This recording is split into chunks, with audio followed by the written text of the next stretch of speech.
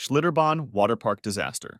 On August 7, 2016, the Schwab family left church on Sunday morning and headed to Schlitterbahn Waterpark in Kansas City, Kansas. Scott Schwab, a state representative, had received free admission for Elected Officials Day. His wife Michelle and their 4 sons piled into the car. It was supposed to be a perfect family day, until a happy moment turned into something that had hurt them for life. When they arrived at the park around midday, Caleb and Nathan immediately spotted the massive structure towering over everything else.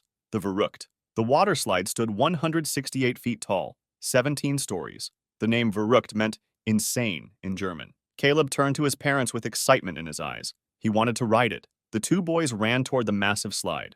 They joined the line and began the climb. At the top, the ride operators checked riders for weight requirements. Each raft held 3 people. The combined weight had to be between 400 and 550 pounds.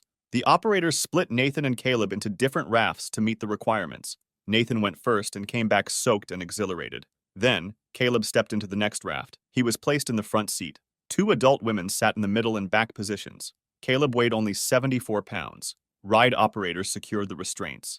As the raft attempted to climb the second hill, something went wrong. It went airborne. The raft launched off the slide surface completely. Caleb collided with the metal hoops and netting around 50 feet from the ground. The impact was severe that he appeared to be decapitated. He was struck by one of the metal poles. The force killed him instantly. The raft continued down without him. The 2 women were screaming as blood covered their faces and bodies. Nathan, waiting at the bottom, saw the raft come through. He saw the 2 women covered in blood, but he did not see his brother. Then he saw Caleb's body, lying dead in the water at the end of the ride. Xenses Park Incident. On March 27, 2021, 13-year-old Leonardo Luna Guerrero visited Xenses Park near Playa del Carmen, Mexico with his family. Xenses was part of Grupo Xcaret, a collection of eco-parks along Mexico's Caribbean coast. On a Saturday afternoon, Leonardo entered one of the park's water attractions. The specific feature involved a shallow pool, only about 2 feet deep.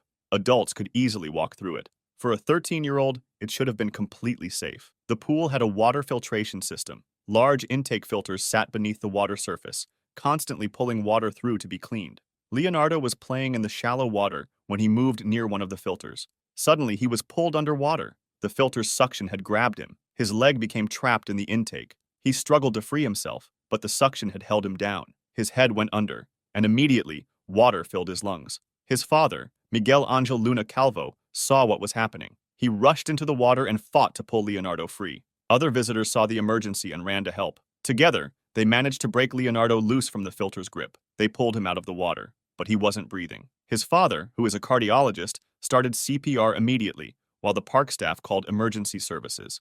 An ambulance arrived and transported Leonardo to a nearby hospital. Medical teams worked to save him, but Leonardo had been underwater too long. His lungs had been filled with water. On March 28th, Leonardo died from a pulmonary hemorrhage caused by drowning.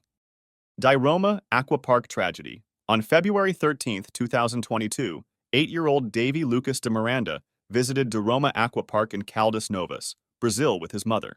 It was a Sunday. The park was crowded with families enjoying the weekend. DiRoma Acqua Park featured a centerpiece attraction called the Volcano Slide. The structure was built to look like a volcano. 4 separate water slides emerged from the top, each offering a different route down. So, riders could choose which slide to take down. That afternoon, 3 of the 4 slides were under maintenance. Long sections of the tubes had been removed. Workers had dismantled portions of the slides for repairs or upgrades. But the park remained open to visitors. Families continued buying tickets and entering. From ground level, the volcano looked normal. The structure stood intact. Nothing indicated that 3 of the 4 slides were incomplete. No barriers blocked access to the stairs. No signs warned which slides were safe and which were not. Davy chose a slide and sat down at the entrance. His mother waved. He pushed off and began sliding down the tube. The first few seconds felt normal. The tube curved and twisted. Water rushed beneath him, carrying him forward. Then suddenly there was nothing beneath him at all. The tube simply ended. Construction workers had removed a section. Davy shot out of the incomplete tube into open air. He dropped 50 feet toward the ground. He hit the ride's wood and metal structure on the way down. The impacts broke bones and caused massive trauma. Then he rolled into a 3 feet shallow pool at the bottom. Other park visitors saw him fall. They rushed to the pool, but Davy was already unconscious and badly injured. The paramedics tried all they could to save Davy at the scene before transporting him to a hospital, but his injuries were too severe. He died a few moments later after the fall. Waterworld USA Disaster. On June 2, 1997, Quimby Galati and her friends planned a fun day at Waterworld USA in Concord, California. Quimby was 18 years old and a student at Napa High School. School was ending for the year. Summer was beginning and they wanted to have fun. Waterworld USA was a popular water park in the East Bay. The Banzai Pipeline was one of its main attractions. The ride was a large enclosed tube structure. Water rushed through it, creating a powerful flow. The pipeline had an observation platform where riders could stand and watch the water before going down. Quimby and her friends climbed up to the platform. They were laughing and talking. At that moment, someone suggested they all stand on one section to see if anything would happen. It was supposed to be funny. Maybe the platform would shake a little. Multiple people moved onto the same section of the platform. They planned to go down the slide all at once. But the structure was not designed for that kind of load distribution. Without warning, the section of the platform broke. It gave way beneath them. Quimby and several friends dropped 40 feet to the ground below. They hit the concrete surface. The impact was devastating. People around the park heard the crash. Staff members ran toward the Banzai pipeline. Emergency services were called immediately. Multiple ambulances arrived, but the fall left several people injured. Quimby's injuries were the most severe. Before she could get treated at a hospital, Quimby Galati died from her injuries. Her parents filed a wrongful death lawsuit against Waterworld USA. In 2000, they agreed to accept a $1.7 million settlement. Liquid Leisure Incident. On August 6, 2022, Kira Hill attended a birthday party at Liquid Leisure near Windsor, England. She was 11 years old. It was her own birthday. She was celebrating with friends at the water park. Liquid Leisure featured a large lake with a designated swimming area and various inflatable obstacles. The park was popular for parties and group events. That afternoon around 3:20 p.m., Kira was swimming in the designated swimming area. She was not playing on the inflatables. She was in an 8.8 feet pool section of the lake meant specifically for swimming. At some point, Kira went underwater and did not come back up. A lifeguard on duty saw someone in distress become submerged in the water, but the lifeguard was only trained in surface rescue. She could not locate Kira in the deep water. Emergency services were called at 3:55 p.m. Between 30 and 40 people jumped into the water to search for Kira. Lifeguards searched, other swimmers searched. Her parents also searched, but Kira was not found. The water was hazy, so the search continued for over an hour. At 5:10 p.m., more than an hour after she went under, Kira was finally found. She was pulled from the water and rushed to Wexham Park Hospital, but it was too late. Kira Hill was pronounced dead from drowning. Action Park Disaster. On July 24, 1982, George Lopez visited Action Park in Vernon Township, New Jersey. He was 15 years old. Action Park opened in 1978 and quickly gained a reputation. Some called it the most exciting water park in America. Others called it the most dangerous. On summer weekends, thousands packed the park. One attraction drew the biggest crowds, the tidal wave pool. The pool measured 100 feet wide by 250 feet long. It could hold between 500 and 1,000 people at once.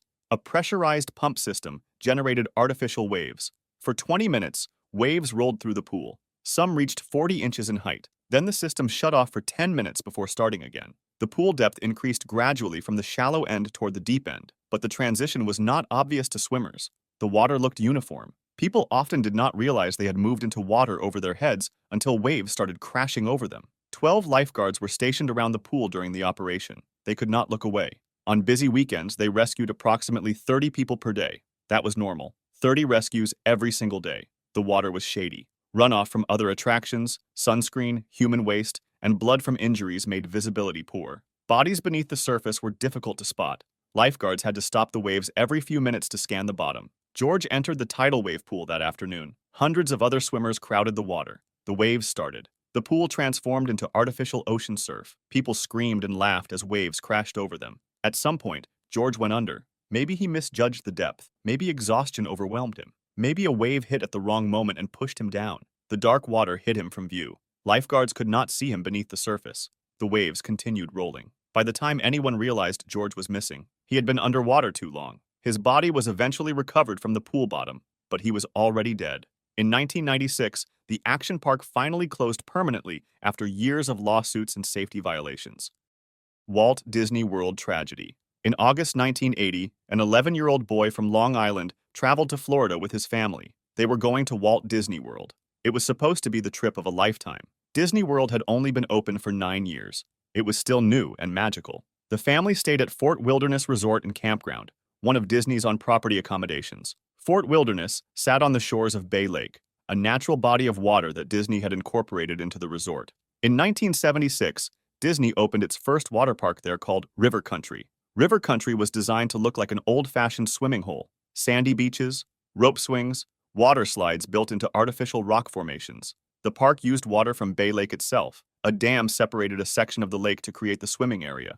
The water was filtered before entering the park, but it remained natural lake water. August in Central Florida meant temperatures in the 90s Fahrenheit. The boy spent the day swimming and going down slides. At some point during his visit, water went up his nose. This happens to swimmers constantly. A wave hits wrong. You come up from underwater at a bad angle. Water shoots up your nasal passages. It burns for a moment, then it passes. Everyone who swims has experienced it. But this time, something microscopic entered the boy's nasal passages along with the lake water. A single-celled organism, an amoeba called Naegleria fowleri. This amoeba lives in warm freshwater, lakes, rivers, hot springs, ponds. It thrives in water temperatures above 80 degrees Fahrenheit. During hot summer months, it becomes more active and more concentrated. Thousands of people swim in waters containing this amoeba every year. Usually, nothing happens. But when water containing it goes up someone's nose with enough force, the amoeba can travel through the nasal passages and cross into the brain. There it feeds on brain tissue. The infection is called primary amoebic meningoencephalitis, or PAM. The boy left River Country feeling fine. Within a few days, symptoms began. Severe headache, high fever, stiff neck, nausea and vomiting, confusion and disorientation. His parents knew something was seriously wrong. They rushed him to a hospital. Doctors ran tests.